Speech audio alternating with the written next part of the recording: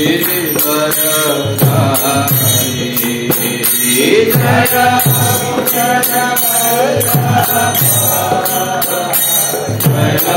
गिरिवरधारी यशोदानंदा जय व्रजतनरंगा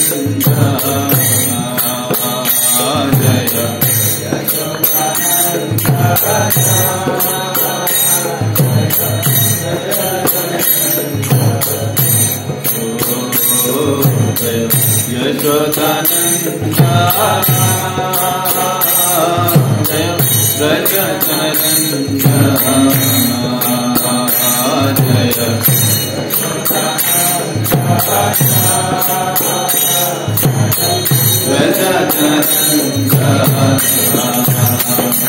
जय यमुना तीरवनचारी कुंज बिहारी जय यमुना तीरवनचारी जय कुंज बिहारी जय राधा माधव जय कुंज बिहारी जय राधा कुंज बिहारी जय गोपीजन वल्लभ गिरिवरधारी जय गोपीजन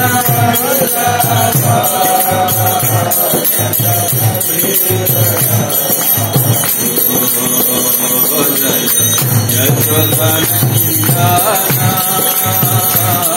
जय व्रजतनरंगा जय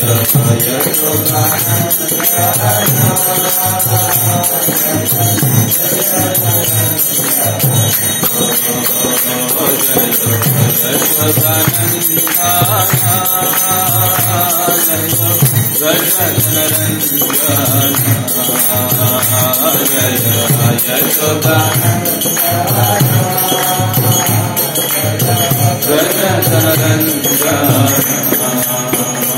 जय यमुना तीरवनचारी कुंज बिहारी जय यमुना तीरवनचारी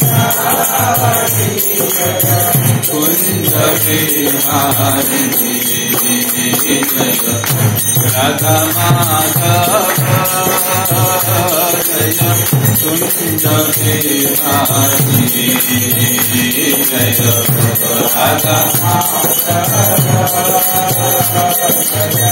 कुंज बिहारी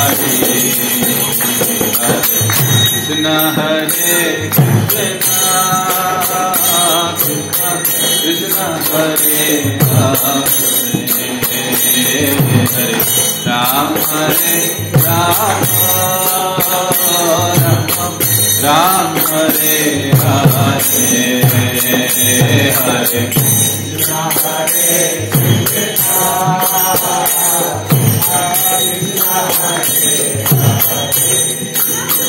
ओ हरे सब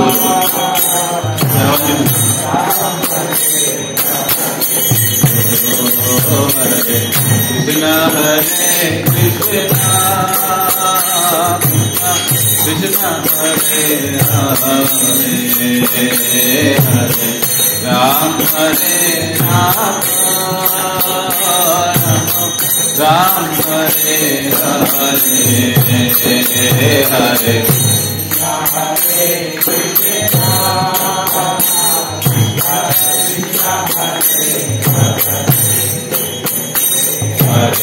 राम हरे राम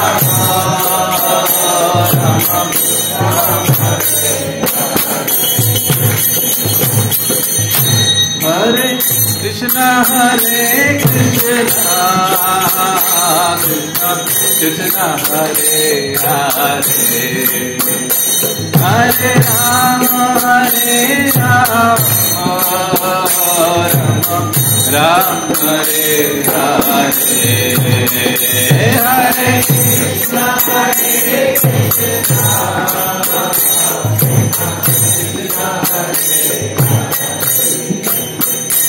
हरे राम हरे राम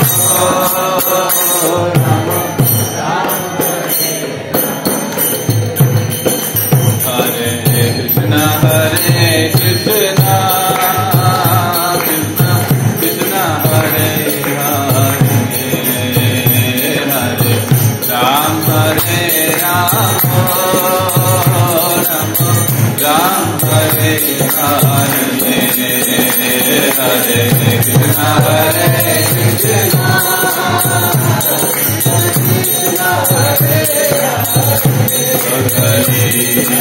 राम हरे राम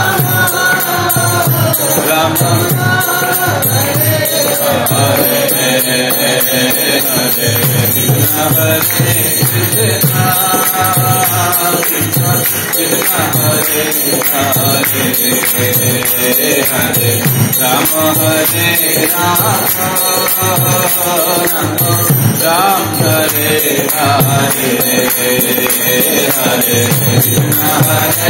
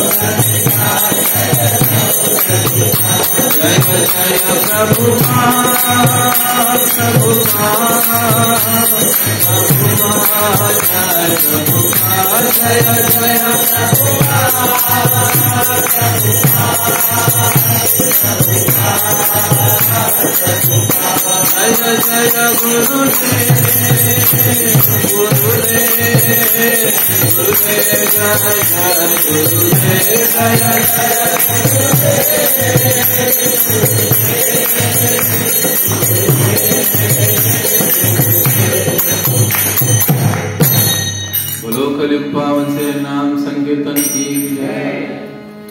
एक छोटंसं मराठी भजन करू प्रभू रामचंद्रांच्या प्रसन्नतेसाठी। आपण सहसा काही म्हणत नाही असं मला बऱ्याच दिवसापासून वाटत होतं। प्रभू रामचंद्रांविषयी कसा मला टाकून गेला। एकनाथ महाराजांचं सुंदर भजन।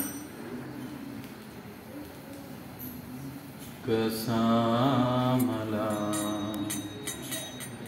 टाकून गेला राम,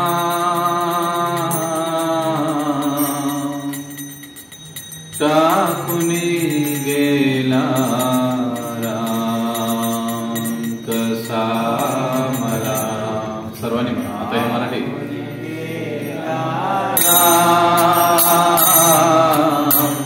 टाकून गेला राम, कसा मला टाकून गेला राम, टाकून गेला राम, कसा मला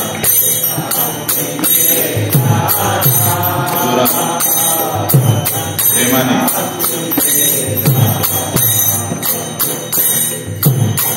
राम बिना जीव व्याकुळ होतो,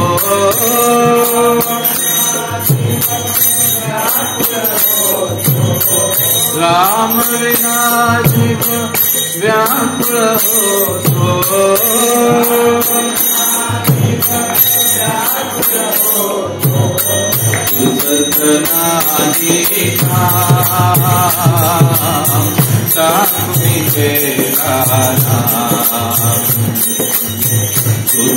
सतनानी साकुनी तेरा नाम सतनानी साकुनी तेरा नाम साकुनी तेरा नाम साकुनी तेरा नाम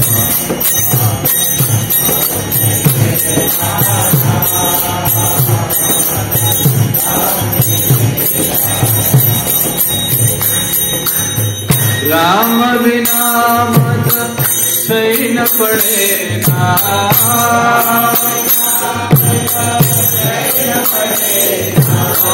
राम बिना मत सही न पड़े ना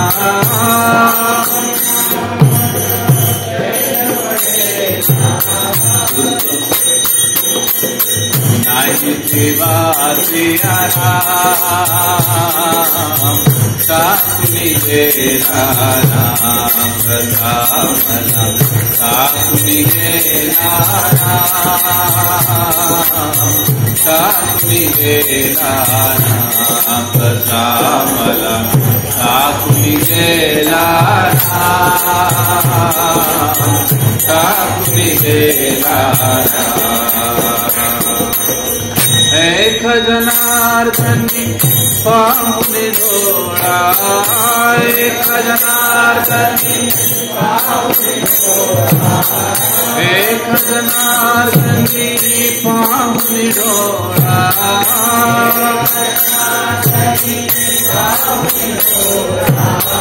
करूप तुझे घनश्याम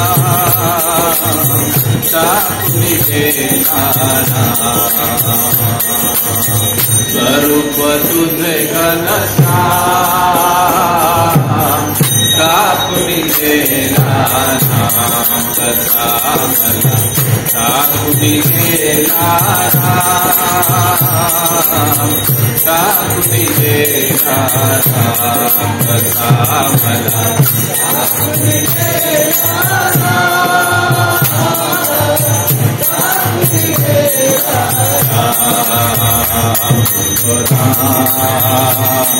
श्री राम बोलो राम श्री राम बोलो राम बोलो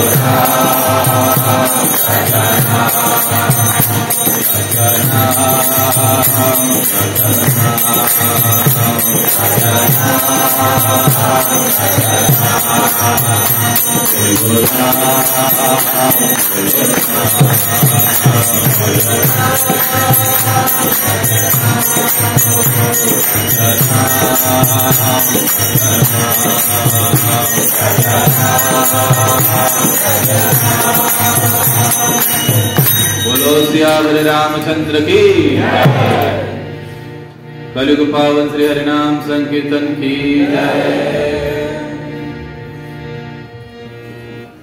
भक्तवत्सल श्री यशोदा दामोदर भगवान की जय। हरे कृष्णा। तो आज के सत्संग कार्यक्रम में आप सभी भक्तों का हार्दिक स्वागत है।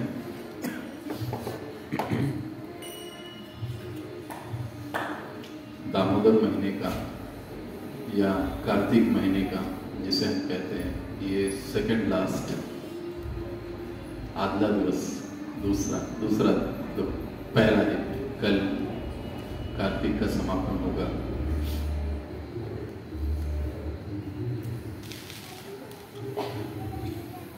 तो इस कार्तिक के मास को दामोदर मास भी कहा जाता है।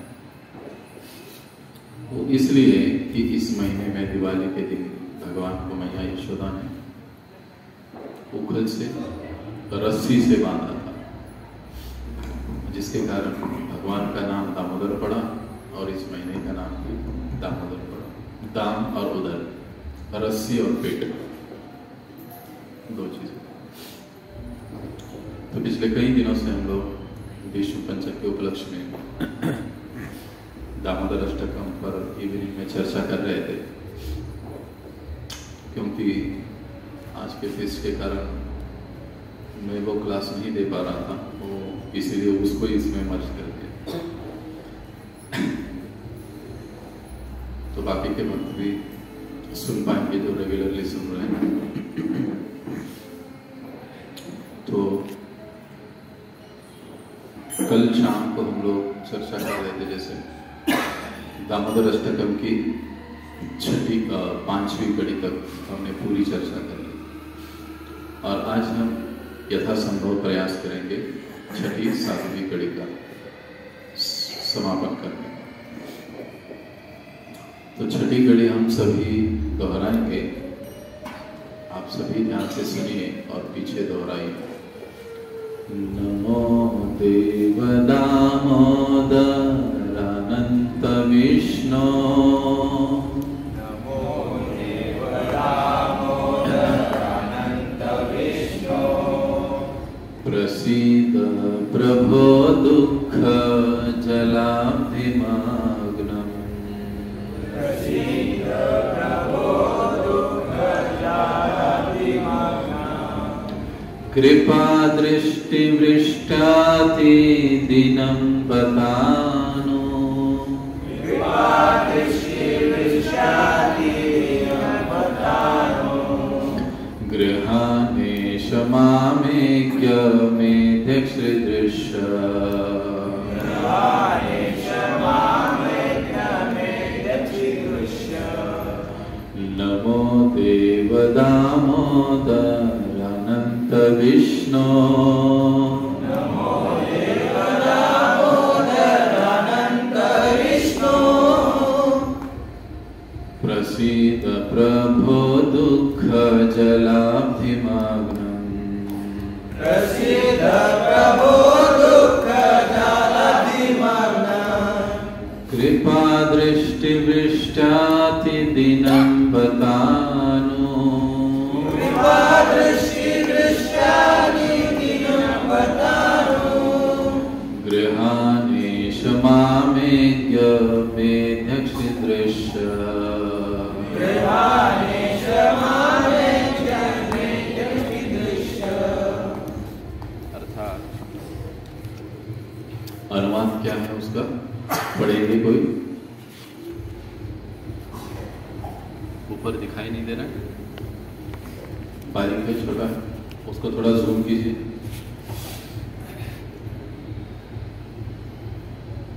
नहीं आएगा, ठीक है, हम सुनेंगे।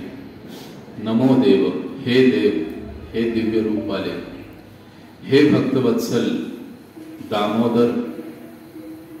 दामोदर शब्द से मतलब ले रहे हे भक्तवत्सल दामोदर, हे अनंत, हे विष्णु, हे मेरे परम ईश्वर, प्रसीद प्रभु, मुझ पर प्रसन्न होए, मुझ पर प्रसन्न होइए।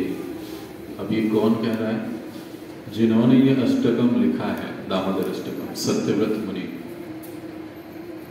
वो भगवान से कह रहे कि हे देव, हे दामोदर, हे विष्णु, हे अनंत, मुझ पर आप प्रसन्न होइए। दुख जालाब्धि मग्नम, दुख जालाब्धि, इस संसार के दुख सागर में मैं डूबा जा रहा हूं, इसके लिए आप मुझ पर प्रसन्न हो जाइए। आप अपनी कृपा दृष्टि रूप अमृत की वर्षा, कृपा दृष्टि वृष्टाति अति दीनम, कि आपकी कृपा दृष्टि मुझ जैसे अति दीनहीन पर, अज्ञ शरणागत जन पर अनुग्रह कीजिए। एवं मुझे गृहाणेश मामेक्य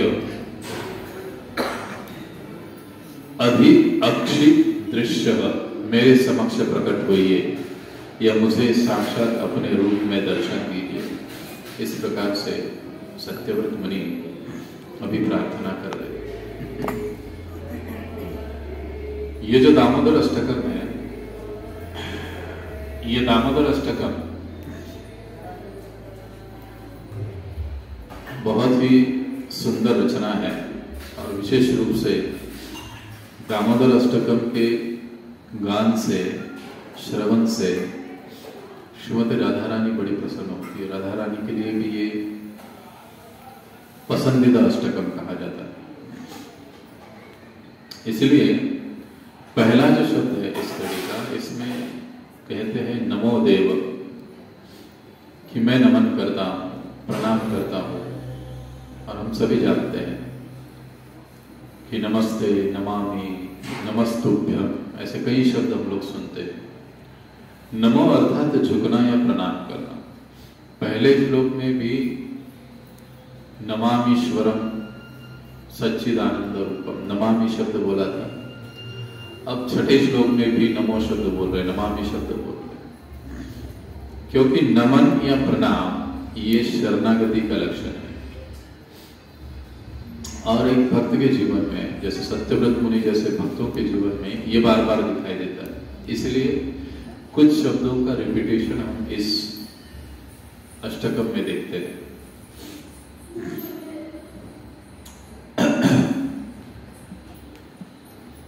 बगैर प्रणाम किए, बगैर झुके, बगैर भगवान की शरणागति लिए हम लोग कभी भी भगवान की भक्ति को प्राप्त नहीं कर सकते। भगवान की सेवा में लंबे समय तक हम लोग नहीं टिक सकते, नहीं बन सकते, नहीं आ सकते। प्रणाम, नमन बहुत महत्वपूर्ण है। सत्यव्रत मुनि इस श्लोक के माध्यम से, इस कड़ी के माध्यम से दो चीजें बताते हैं कि अगर हम लोगों को भगवान की भक्ति चाहिए, वाकई में हम लोग इस दुखमय, दुख जलाग्नि मग्नम, दुख से छूटना चाहते हैं, तो उसके लिए दो ही रास्ते हैं। पहला है प्रणाम और दूसरा है नाम। क्योंकि इन सारे कड़ियों में हम देखते हैं भगवान के अलग अलग नामों से सत्यव्रत मुनि भगवान को संबोधन कर रहे हैं। और भगवान के हर एक नाम का अपना एक मतलब है। उसके अनुसार अगर हम लोग देखेंगे तो सत्यव्रत मुनि ये बात को बताने की कोशिश कर रहे हैं कि भगवान को नमन करना। इसलिए गीता में भगवान क्या कहते हैं, माम नमस्कुरु, मुझे नमस्कार करो। अब भगवान को नमस्कार करना किसी जनसाधारण व्यक्ति को या किसी बड़े व्यक्ति को, राजनेता को नमन करने के समान नहीं है। भगवान को नमन करने से हम लोग जन्म मरण के चक्र से छूटने की प्रोसेस हमारी चालू हो जाती है। अगर कोई उतनी तीव्रता से दंडवत प्रणाम करता है, प्रेम के साथ और श्रद्धा के साथ करता है, तो उसी समय वो जन्म मृत्यु से छूट जाएगा। लेकिन एक जनसाधारण भाषा में हम लोग ये कह सकते हैं कि भगवान को नमस्कार करके माताएं पंचांग प्रणाम करती है, प्रभु जी दंडवत प्रणाम करते हैं। तो भगवान को प्रणाम अर्पित करके हम लोग जन्म मृत्यु के बंधन से छूट सकते हैं। और दूसरी चीज, भगवान का नाम लेने मात्र से हम लोग इस भौतिक जगत से, दुखमय जगत से छूट सकते हैं। तो दो चीजें पहले यहां पर बताई गई है।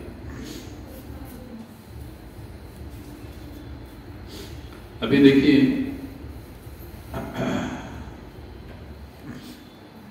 एक प्रकार से सनातन गोस्वामी पाद एक जगह पर समझाते हैं, बताते हैं कि एक साधक को या भक्त को, जिसको भी आध्यात्मिक जीवन में आगे चलना है, प्रगति करना है साक्षात्कार की ओर, तो उसे भगवान की शरण लेनी पड़ेगी, नमन करना पड़ेगा। दूसरी चीज, उनका नाम लेना पड़ेगा। इसलिए वो कहते हैं नमो पहला, और दूसरा कहते हैं देव।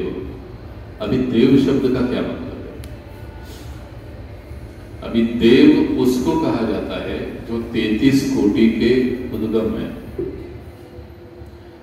हम प्राय देवी देवता शब्द का प्रयोग करते हैं, लेकिन संस्कृत के अनुसार देव उसे कहा जाता है जिससे सारे देवी देवता प्रकट होते हैं, आते हैं, 33 कोटि।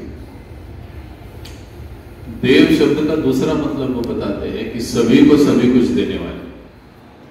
भगवान के दरबार में कोई आ गया और खाली हाथ गया, ऐसे कभी नहीं होता। भगवान उसको उसके भाग्य कर्म के अनुसार, प्रारब्ध के अनुसार जितना हो उतना उसको देंगे ही। और अगर वो अच्छा भक्त है, बहुत बढ़िया भक्त है, तो उसे जो चाहिए वो भगवान दे देते हैं। जो चाहिए वो दे देते। सभी को सब कुछ देने वाले, उनको देव कहा जाता है। अब तीसरी बात, दिव्य रूप वाले। अब देखो ये तीनों रूपों में सत्यव्रत मुनि एक प्रकार से भगवान से कह रहे हैं कि हे प्रभु, आप तो 33 कोटि देवताओं के स्रोत हो, तो मुझे वो सब नहीं चाहिए, मुझे आप चाहिए। आप सभी को सभी कुछ प्रदान कर सकते हो, दे सकते हो, आप मुझे भी कुछ तो दीजिए, मैं जो चाहता हूं मुझे दीजिए। तीसरी चीज, हे प्रभु, आपका जो दिव्य रूप है मैं सदैव देखना चाहता हूं, मेरे हृदय में स्फुरित रहे, बना रहे, ये मैं चाहता हूं। तो इस श्लोक में अलग अलग भगवान के नाम लेकर सत्यव्रत मुनि एक प्रकार से भगवान के नाम का संकीर्तन ही कर रहे हैं। नाम संकीर्तन हम लोग कहते हैं, हरि हराय हरये नमः, कृष्ण यादवाय नमः, उसको नाम संकीर्तन। नाम संकीर्तन का मतलब क्या है? भगवान के एक ही नाम को बार बार बोलते रहना, सभी भक्तों के साथ बोलते रहना, या भगवान के अनेक नामों का उच्चारण करते रहना, उसको नाम संकीर्तन कहा है। जब कीर्तन और संकीर्तन, संकीर्तन मतलब सभी के साथ, अभी जब हम भजन गाए, महामंत्र बोले, वो संकीर्तन हुआ सभी के साथ। ठीक उसी प्रकार से यहां पर सत्यव्रत मुनि अलग अलग भगवान का नाम पुकार कर उनके नाम का संकीर्तन कर, क्योंकि वो जानते हैं, समझते हैं, हमको भी ये बताना चाहते हैं कि बगैर नाम संकीर्तन के हमें भक्ति की प्राप्ति नहीं हो सकती। इसीलिए अब सत्यव्रत मुनि एकदम दीन होकर, अति दीनम बता, एकदम दीन होकर, विनीत होकर, नम्र होकर कीर्तन कर रहे, भगवान का नाम ले रहे, भगवान को प्रार्थना कर रहे। अब एक स्वाभाविक सवाल आता है कि भाई भगवान के सामने नम्र होने की क्या जरूरत है, उनके सामने झुकने की क्या जरूरत है? झुकना किसी को पसंद नहीं होता है। माना है ना मराठी, मोड़े पण वाकणार नाही, तुकाराम महाराज काय म्हणतात, लवाळे राहतील आणि बाकीचे जे ताट उभे राहिले ते वाहून जातील। इसलिए आध्यात्मिक जीवन या भक्ति की शुरुआत ही नम्रता से, झुकने से होती है, प्रणाम से होती है, नमन से होती है। जब तक ये चीजों को हम नहीं समझते तब तक भक्ति हमसे काफी दूर है। दीनहीन होकर अब वो भगवान के नामों का कीर्तन कर रहे हैं। नमो देव दामोदर। अब दामोदर शब्द का जिक्र करते हैं। दामोदर का मतलब क्या? पहले बताया दाम और उदर। दाम यानी रस्सी, उदर यानी क्या है? पेट। किसका पेट? भगवान का पेट। रस्सी कौन ला रहा है? यशोदा। बांध कौन रही है? यशोदा। अब हमको सभी को पता होना चाहिए, दिवाली के दिन ये लीला संपन्न हुई।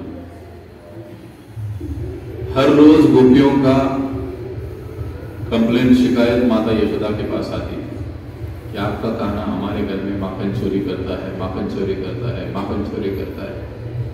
समझाओ उसको, बोलो उसको, बताओ उसको, डांटो उसको। तो माता यशोदा सोचने लगी कि ये दूसरे के घर में जाके माखन खाता है, यानी इसका मतलब है कि मेरे घर का माखन ठीक नहीं बनता है, क्योंकि वो तो खुद नहीं बनाती, सारी दासियां बनाती है माखन। तो अब कहती कि मैं खुद अपने हाथ से माखन बनाऊं, फिर देखती हूं। और फिर उसने, यशोदा मैया ने क्या किया? बहुत विशेष स्पेशल गायों का दूध निकाला। 9 लाख गाय थी नंद महाराज के पास। कितनी? 9 लाख। केवल अकेले नंद महाराज के पास, पूरे गांव में नहीं, अकेले नंद महाराज की 9 लाख गाय थी, बाकियों की अलग थी। और उतने गायों को भगवान कृष्ण चराने ले जाते थे और लाख का 12,000 नहीं करते थे, उतने ही वापस लेकर आते थे। हर एक गाय का नाम भगवान को पता था। और हर गाय को भगवान उसके नाम से पुकारते थे और वही गाय भगवान के पास आती। वैसे 9 लाख गायें नंद महाराज के पास थी। 9 लाख गायों का दूध 90,000 गायों को पिलाया गया। 90,000 गायों का 9,000 को, 9,000 का 900 को, 900 का 9 को, और 9 का दूध एक गाय को पिलाया गया, पद्मगंधा। और उस पद्मगंधा का दूध आप सोचिए, आजकल के दूध में उंगली डालेंगे तो पानी हाथ में आता है। पहले का दूध जो भी आदमी जानते हैं, पहचानते हैं, पहले का दूध ऐसे नहीं था, वो उंगली को चिपक कर आता था, तो कहते थे कि हाँ दूध सही है। आजकल वैसे नहीं होता। तो ऐसे दूध से अब माखन बनाया जाने वाला है, किसके लिए? कान्हा के लिए। अब उस पतीले को, दूध को चूल्हे पर रख दिया। मैया यहाँ पर दधी मंथन कर रही है कान्हा के लिए। दूसरे दूध से एक दूध उबल रहा है। अभी कान्हा नींद से उठे नहीं। ये दिवाली का दिन है। बोलो श्री राधा कृष्णचंद्र भगवान की जय। ये दिवाली का दिन है। कान्हा अभी उठे नहीं। आज इतना काम था माता को कि माता उसको उठाने गई नहीं। उठी उठी गोपाला हुआ ही नहीं। अभी काफी समय हो गया। समय होने के बाद कान्हा उठ गए, तो उठे तो देखा पास में मैया यशोदा भी नहीं, कोई सुना भी नहीं रहा है, गीत गाना कुछ भी नहीं हो रहा है। आज मैं अकेला ही हूं। तो रोते रोते ही उठ गए। ऊपर से देखा कि अरे उठा तो हूं, अब मुझे खाने के लिए भी कोई देने के लिए नहीं है, क्योंकि उठते ही मैया कान्हा को माखन या और कुछ बढ़िया से भोजन दिया करती थी। उठते उठते बच्चों को, छोटे बच्चों को भूख लगती है ना उठने के बाद तुरंत, तो उनको कुछ ना कुछ तो थोड़ा बहुत देना पड़ता है। तो कान्हा को भी वैसे माता जी, आज वैसे कुछ हुआ ही नहीं, तो उनको बहुत गुस्सा आ गया, जोर जोर से रोने लगे। लेकिन मैया का ध्यान ही नहीं होता, वो अपने काम में मस्त है, दही मंथन कर रही। जैसे तैसे पलंग से उतर कर मैया यशोदा के पास आए और पीछे से उनका पल्लू पकड़ा। तुरंत माता को समझ में आ गया कि अरे कान्हा उड़ गया, आगे है। ने उठवा कर गोदी में लिया, लेकिन कान्हा जोर जोर से रो रहे थे। तो समझ गई माता कि इसको भूख लगी। बैठकर उसे स्तनपान कराने लगी। अब कुछ समय बीता ही था कि अंदर किचन से दूध उबलने का और उबल के नीचे गिरने का आवाज आ गया। चूल्हे में दूध गिरने के बाद अलग ही आवाज आता है, गैस पर गिरने के बाद अलग ही आवाज आता है। कई बार पता ही नहीं चलता है बाजू के रूम में गैस पे दूध चला गया, लेकिन चूल्हे का आवाज ज्यादा आ गया। मैया ने तुरंत कान्हा को उठा के नीचे रख दिया और वो चूल्हे की ओर भाग गई। अब कान्हा को फिर से इतना गुस्सा आ गया कि एक तो सवेरे उठाया नहीं, कुछ खिलाया नहीं, और अभी जो कि मुझे दूध पी रहा हूं मैं, तो उससे महत्वपूर्ण काम क्या हो सकता है? मुझे पटक के मैया ऐसे कैसे जा सकती है? तो अब उनको बहुत गुस्सा आ गया और वो मटके में जो मथनी थी उसको ले लिया और वो मटकी फोड़ दी। पूरा मटकी में से दही गिर गया, और अब दही गिर गया, सारा निकल गया, मटकी फूट गई। तो थोड़ा डर भी गए कि अभी माता चिल्लाएगी, मारेगी, तो डर के मारे वहां से भाग। लेकिन भागते भागते वो सारे पैर दही में पड़ गए। दही के पैर सारे घर में आ गए। तो कहां गए ये माता को पता चल गया था कहां जा रहे। पीछे से माता है, देखा रही है तो सब उथल पुथल हो गया, दही गिरा हुआ है, मटकी फोड़ी है। ये हो ना हो कान्हा की शरारत है, उसका ही काम है। वो समझ गई, देखा कि कदमों के निशान। अब नंद महाराज का घर यानी कोई 1 BHK वाली बात नहीं, 350 स्क्वायर बहुत बड़ा आलीशान मकान था। एक रूम से दूसरे रूम में जाने में समय लगता था, और कई बार इस रूम में क्या हो रहा था उस रूम में पता ही नहीं चलता, इतने बड़े बड़े विशाल भवन थे। अब मैया ने जब देखा तो उसके पीछे पीछे गई, तो वहां पर क्या चल रहा है? उस रूम में ऊपर मटकी में माखन रखा हुआ है। कुछ गोपालक आ गए, कह रहे कान्हा कान्हा चलो माखन खाते। तो कान्हा ने बोला आ जाओ मेरे घर में। पास में उखल पड़ा हुआ था। उखल, उखल का मतलब मराठी मतलब उखल म्हणतो, वो गिरा हुआ था, उसको पास में ले लिया। कुछ गोपाल उसके ऊपर चढ़े और सबके ऊपर कान्हा चढ़ गया, और वो मटकी फोड़कर उसमें से माखन ले रहे, खा रहे, एक दूसरे को खिला रहे। अब खिलाने के बाद सबका खाने का हो गया, बंदर भी आए थे तो अब बंदर को भी खिलाया, और बंदर का भी खाकर पेट भर गया तो एक दूसरे के ऊपर फेंक रहे। ये समृद्धता है। हम लोग देखते हैं, ये सुनने के लिए अटपटा लगता है, या सुनने के लिए हमको लगता है कि कुछ तो बड़ा चढ़ा के ही बताया है, ऐसी ही बातें कर रहे। लेकिन वैदिक काल में, वैदिक जीवन में संपन्नता बैंक बैलेंस की नहीं होती।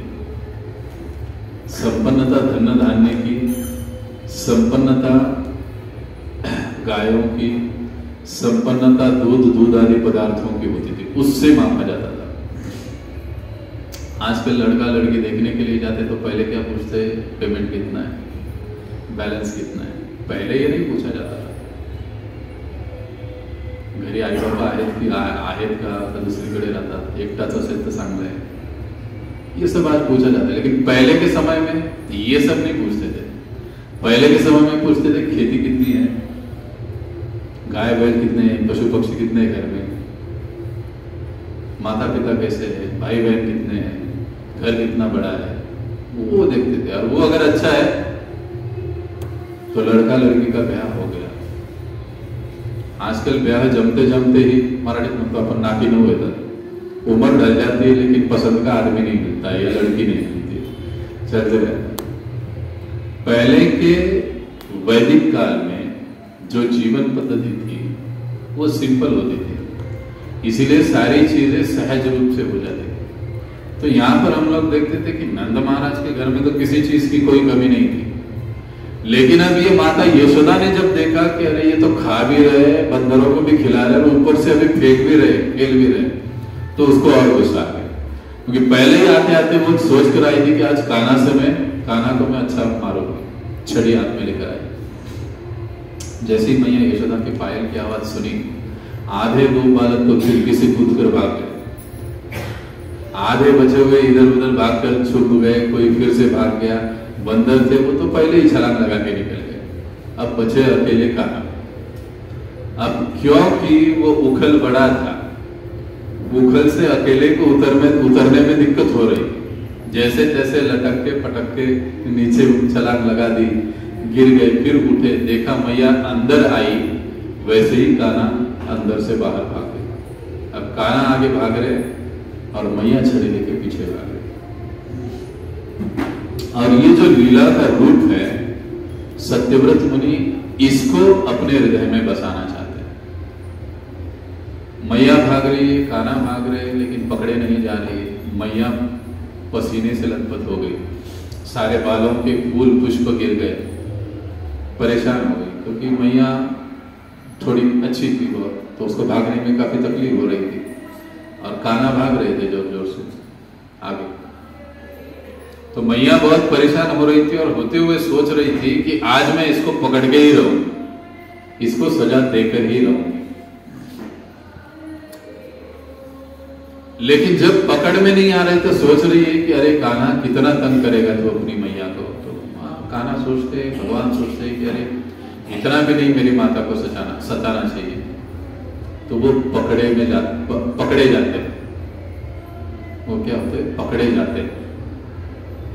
जब भगवान स्वयं इच्छा करते हैं कि मुझे पकड़े जाना है, तब वो पकड़े जाते हैं, तो उनको कोई नहीं पकड़ सकता। और अब जब पकड़ते हैं तो पकड़ने के बाद भी हमने सारे पहले श्लोकों में वर्णन किया, कितने डरते हैं, कांप रहे हैं, आंखें लाल हुई है, आंखों से आंसू आ रहे हैं।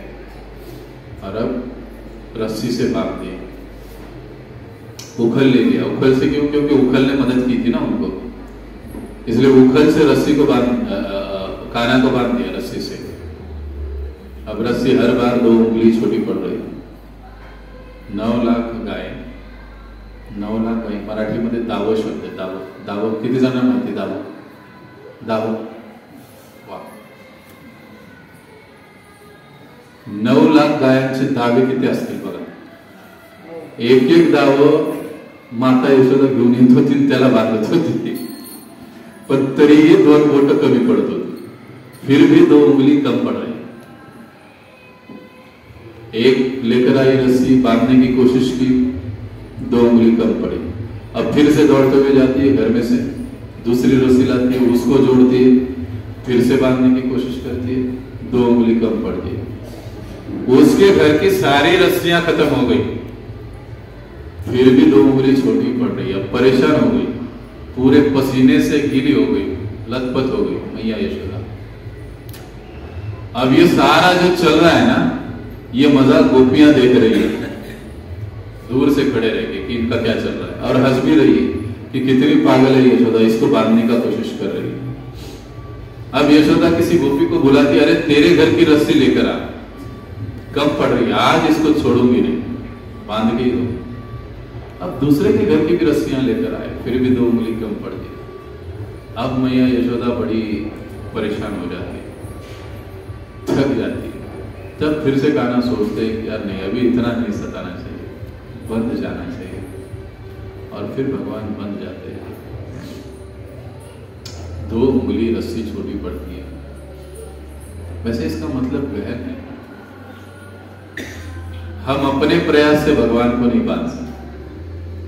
जब हम कहते कि भगवान मैं आपके शरण में आया हूं, आप ही मुझे जैसे नचाना है, जैसे करना है, मेरे जीवन में जैसे आपको रखना है वैसे आप रखो, तो फिर भगवान तुरंत हमारे हो जाते हैं, हम पर कृपा कर देते हैं। एक बार एक जंगल में से एक भक्त जा रहे थे, मस्त भगवान का कीर्तन करते हुए जा रहे थे। वैकुंठ में माता लक्ष्मी और नारायण बैठे बैठे इस प्रसंग को देख रहे थे। तो लक्ष्मी जी कह रही थी, लक्ष्मी जी कह रही थी कि देखो प्रभु, आपका भक्त पूरे इतने गहरे जंगल में से जा रहा है, पूरी तरह से आपके नाम कीर्तन में वो मग्न हो चुका है, उसको किसी चीज का कोई ध्यान नहीं है, कितना अच्छा है। तो भगवान नारायण थोड़ा हंसे गए, हाँ बहुत अच्छी बात है। वो कीर्तन करते हुए, भगवान का नाम स्मरण करते हुए चल रहा है, चल रहा है, चल रहा है।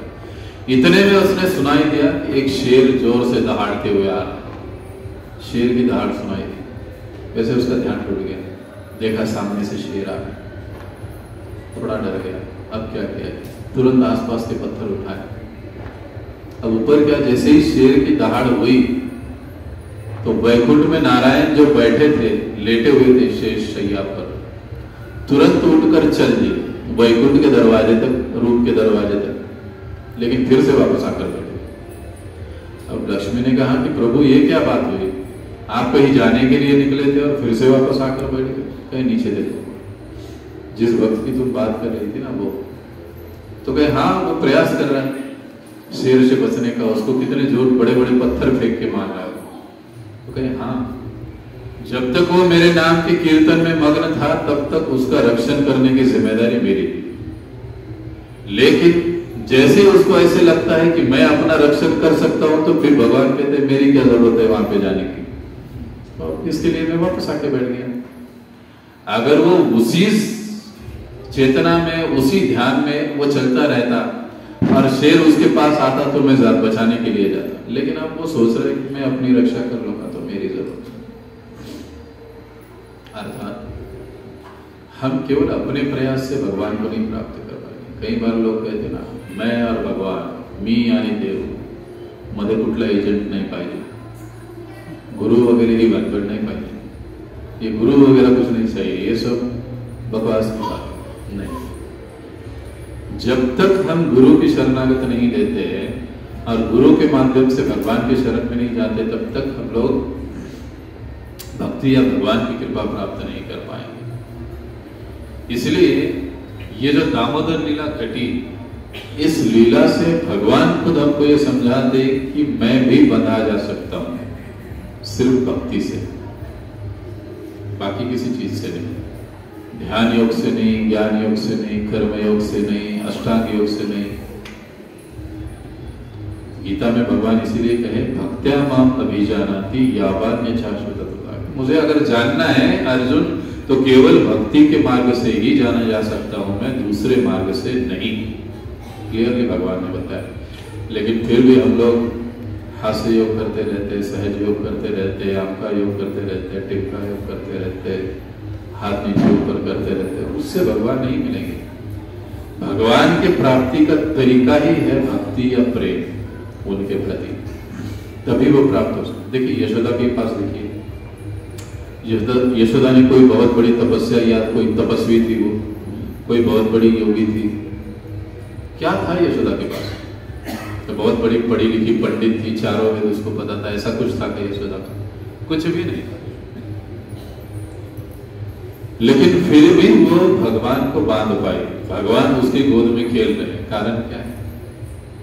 उसका भगवान के प्रति प्रेम, वात्सल्य प्रेम। हम जितना अधिक भगवान के साथ प्रेम करते हैं, उससे 100 गुना ज्यादा भगवान हमसे प्रेम करते हैं। देखो, हम जितना भगवान से प्रेम करते हैं, भगवान उससे 100 गुना ज्यादा हमसे प्रेम करते हैं। लेकिन पहली बार ही हमको करनी पड़ती। साधारण दुनिया में भी हम देखते हैं ना, बच्चा जब तक रोता नहीं तब तक माँ उसको उठाती। बच्चा अगर खेल रहा है तो कोई माँ उसको जबरन उठा के लेती है, दूध पिलाती है? नहीं होता। जब बच्चा रोता है, जोर से रोता है, तभी माँ उसके पास आती है।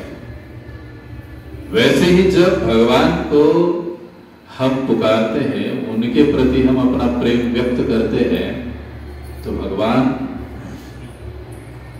हम पर अपनी कृपा करें।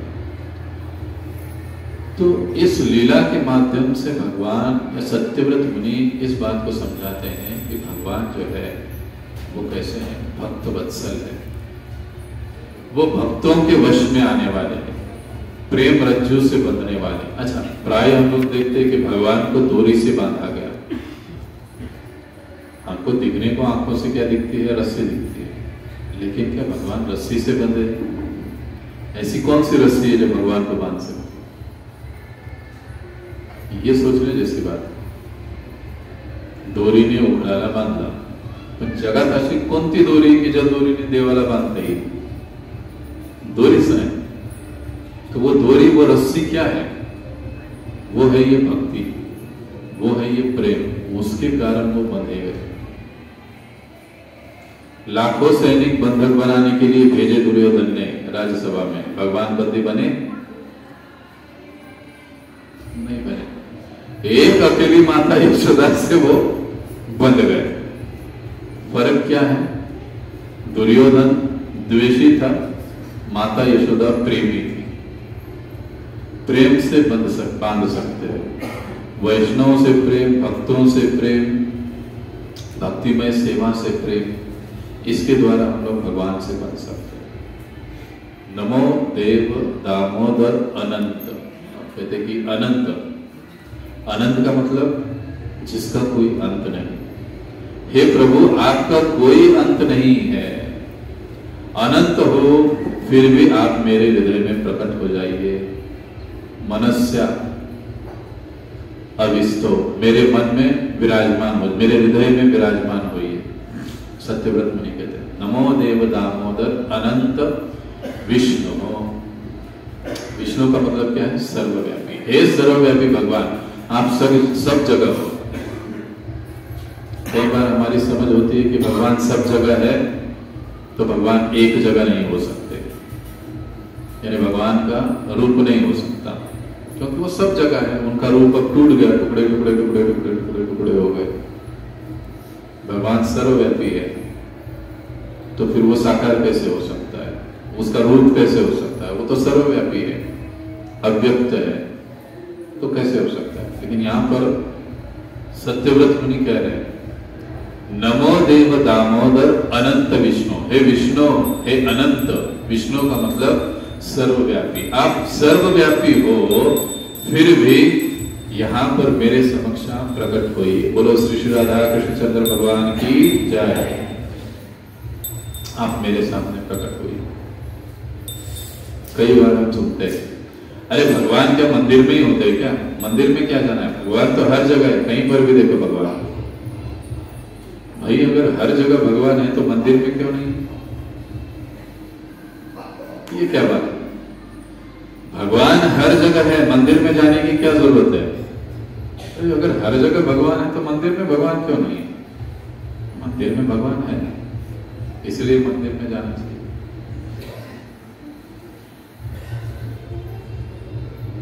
तो सत्यव्रत मुनि इतने नाम लेकर अभी अंत में क्या कहते हैं, नमो दामोदर अनंत विष्णु। और यहां पर कई बार विष्णु शब्द प्रयोग भगवान कृष्ण के लिए भी किया जाता है, कृष्ण के लिए भी किया जाता है, क्योंकि लीला किसकी चल रही है, कृष्ण की। लेकिन सत्यव्रत मुनि यहां पर नाम क्या ले रहे हैं, विष्णु का। तो कोई कह सकता है भैया ऐसे कैसे, विष्णु को 4 हाथ है, आपके कृष्ण को 2 हाथ है, तो कैसे? लेकिन वेदों में कई स्थानों पर कृष्ण को विष्णु बताया गया है, इसलिए उन्होंने यहां पर कृष्ण को विष्णु नाम से संबोधन किया है कि आप सर्वव्यापी हो तो आप मेरे समक्ष भी प्रकट होइए। अनंत विष्णु प्रसीद प्रभो, हे प्रभो मुझ पर प्रसन्न होइए। प्रसीद प्रभो, ये बहुत जरूरी है, भगवान का हम पर प्रसन्न होना। भगवान जब तक प्रसन्न नहीं होंगे तब तक हम लोग इस भौतिक जगत से, या दुखमय जगत से हम लोग छूट नहीं सकते। प्रसीद प्रभु दुख जलाब्धि मग्नम, आप मुझ पर प्रसन्न होइए।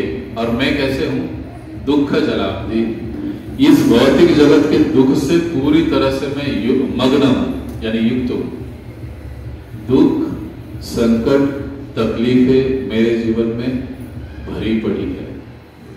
ऐसा है कोई यहां पर जिसके जीवन में कोई दुख, कोई संकट, कोई तकलीफ, कोई चिंता नहीं, हो ही नहीं सकता, इस दुनिया में हो ही नहीं सकता है। जब तक इस दुनिया में हम लोग हैं तब तक ये सारी चीजें चलती रहेगी। लेकिन अगर सुबह ही हम बता रहे थे, भक्ति का छाता लेकर अगर हम लोग बरसात में जाएंगे, छाता लेकर बरसात में जाएंगे तो हम लोग भीगेंगे, थोड़ी बहुत छींटे उड़ेंगे, पैंट गीला होगा, कुछ कंधा गीला होगा, लेकिन हम पूरा नहीं भीगेंगे। वैसे ये जगत दुख का सागर है, यहां पर दुख मिलेगा ही मिलेगा, आपको नहीं चाहिए फिर भी मिलेगा। यहाँ पर कोई है ऐसा कि मंदिर में आए जो ये कहेगा कि प्रभु मेरा बिजनेस बहुत अच्छा चल रहा है, जरा थोड़ा लॉस हो जाने दो, घाटा आ जाने दो, कि हमारे पति पत्नी का रिलेशन बहुत अच्छा है, थोड़ा हमें जमकर लड़ाई होने दो। ऐसा है कोई आता है ऐसा मांगने के लिए मंदिर में? फिर भी ये सारी चीजें जीवन में होती है। क्यों? गीता में भगवान समझाते हैं ये जगत ही ऐसा है, दुखालयम अशाश्वतम। यहाँ पर ये चीज आपको बाय डिफॉल्ट न मांगने पर भी मिलेगी। लेकिन अगर इससे तुमको बचना है, अपनी रक्षा करनी है, तो फिर उसके लिए छाता क्या है? भक्ति का छाता है। भक्ति के छाते में अगर हम लोग चलेंगे, भगवान की सेवा में जुड़ेंगे, भगवान का नाम लेंगे, हरे कृष्णा कृष्णा कृष्णा हरे हरे, हरे राम राम राम हरे हरे। तो अगर भगवान के आश्रय में हम चलेंगे तो ये दुखों से हम लोग मुक्त होंगे आहिस्ता आहिस्ता। इसलिए सत्यव्रत मुनि कहते हैं कि इस दुखों से मैं मग्न हूं, तो ऐसे मुझ दीनहीन पर, दुख से भरे हुए जीव पर हे प्रभु आप प्रसिद्ध प्रभु प्रसिद्ध हो जाइए। ग्रहान माम, मुझ पर सम्यक रूप से आप अपनी कृपा कीजिए, क्योंकि मैं कैसे हूं? ग्रहानेश माम अज्ञ, मैं अज्ञानी हूं। प्रॉब्लम ये होता है कि हमको लगता ही नहीं कि हम लोग अज्ञानी हैं। सब सोचते हैं कि मैं बड़ा स्कॉलर हूं, मेरे जैसा स्कॉलर कोई है ही नहीं दुनिया में। सभी को ऐसे लगता है। ऐसे कोई सोचता है कि मैं बेवकूफ हूं, सबको ऐसे लगता है कि मैं सबसे बड़ा होशियार हूं, मुझसे होशियार कोई हो ही नहीं सकता। जितना मुझे पता है, जितना मुझे आता है, किसी को आता ही नहीं होगा। लेकिन सत्यव्रत मुनि क्या कहते हैं कि मैं अज्ञानी हूं, मूर्ख हूं, मुझ पर आप कृपा कीजिए। हमारे एक सीनियर भक्त है, परम पूज्य राधानाथ स्वामी महाराज जी के डिसाइपल है, श्रीमान गौरांग प्रभु शिष्य है। वो एक बार एक कथा में बता रहे थे, पानी पीने का मटका सब जानते हैं, उसके ऊपर हम लोग क्या रखते हैं? ढक्कन रखते हैं। तो मटका मटका और ढक्कन दोनों आपस में बात कर रहे हैं। अब ढक्कन मटके से कैसे कहता है कि अरे तुम सभी को पानी देते हो, जो कोई भी आता है सबको तुम में से पानी मिलता है, तुम पानी देते हो, लेकिन मुझे तुम पानी देते ही नहीं हो कभी। ये शिकायत करता है। कौन करता है? ढक्कन मटके से करता है। ढक्कन को कोई पानी देता है, ग्लास में पानी मिलता है, कटोरी में पाणी मिळता है, मराठीत आपल्या फुलपात्रात पाणी मिळते, सगळीकडे पाणी मिळते, मटक्यातून भांड्यातून आपण सगळे, पण झाकणात कोणी पाणी देते का? झाकणात प्रत्येकाला हर एक को दिया जाता है। लेकिन अब वो ढक्कन कह रहा है कि तुम सबको पानी देते हो, मैं तुमको ढक के रखता हूं, लेकिन तुम मुझे पानी नहीं देते हो। तो मटके का जवाब क्या है कि अरे बाबा बिल्कुल सही बात है, मैं सभी को पानी देता हूं, जो भी मेरे पास पानी पीने के लिए आता है पहले नीचे झुकता है तब उसको पानी मिलता है। सही बात है। यहाँ टेबल पर बर्तन रखा हुआ होता है पानी का, ऐसे खड़े रहकर पानी लेते हैं क्या? अभी बाहर भी आप पानी पियोगे तो ऐसे झुकना पड़ेगा। तो अभी वो मटका कहता है ढक्कन से कि अरे भाई जो भी मेरे सामने आता है झुककर पानी लेता है, तू तो मेरे सर पे चढ़ के बैठा है, तुझको पानी मैं कैसे पिलाऊं? आध्यात्मिक ज्ञान, गीता का ज्ञान, भागवत का ज्ञान ऐसे रहने से कभी नहीं मिलेगा। वो नम्रता के साथ, प्रेम के साथ ही मिलेगा, ये पक्का है। तो इसलिए यहां पर सत्यव्रत मुनि अपने आप को दीनहीन कह रहे हैं, अपने आप को अज्ञानी कह रहे हैं, और अंत में कहते कि मेरे अज्ञानी जैसे, मेरे जैसे मूर्ख व्यक्ति के सामने है प्रभु, कृपा करके आप प्रकट हो जाइए। क्योंकि सत्यव्रत मुनि का बहुत इच्छा है भगवान का ये दामोदर रूप देखने की, और एक भक्त थे उनकी इच्छा थी भगवान का एक विशेष रूप देखने की। कौन है वो? तो महाभारत में एक विशेष, हाँ नहीं, हाँ भीष्म पितामह। भीष्म पितामह जी का इच्छा क्या था?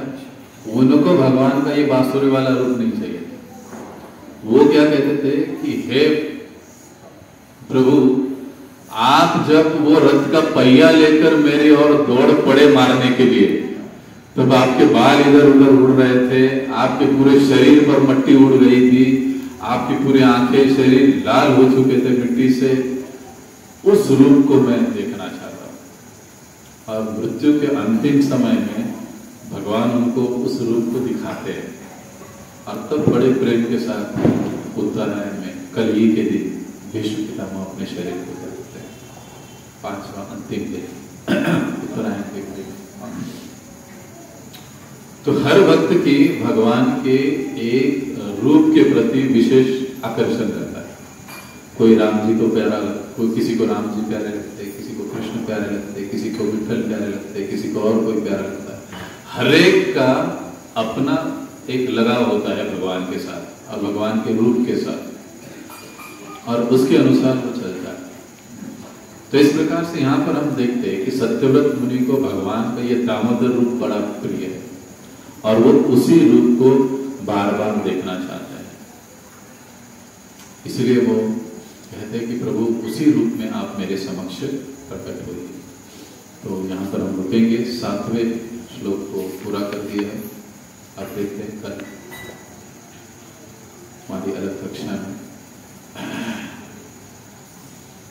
तो यहाँ पर हम रुकेंगे। बहुत बहुत धन्यवाद। जगत गुरु श्रील प्रभुपाद की जय, अनंत कोटि वैष्णव वृंद की जय। किसी कोई प्रश्न हो तो पूछ सकते हैं।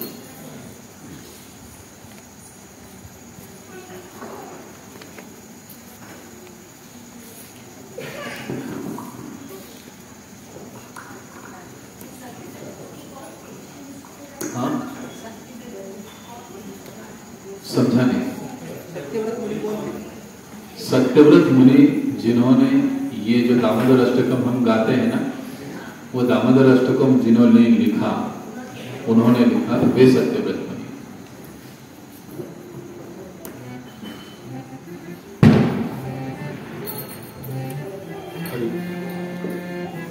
हरे कृष्णा. प्रभूजींनी आपल्याला आज कथेत अगदी साध्या सोप्या भाषेमध्ये दामोदर अष्टमीविषयी सांगितले. त्यांचा आपण आपल्या पारंपरिक पद्धतीने 3 वेळा हरी बोल बोलून त्यांचा आभार करतो. बोलूया हरी बोल, हरी बोल, हरी बोल. त्याचबरोबर काही अनाउन्समेंट्स आहेत, कृपया लक्ष द्यावे. येणारी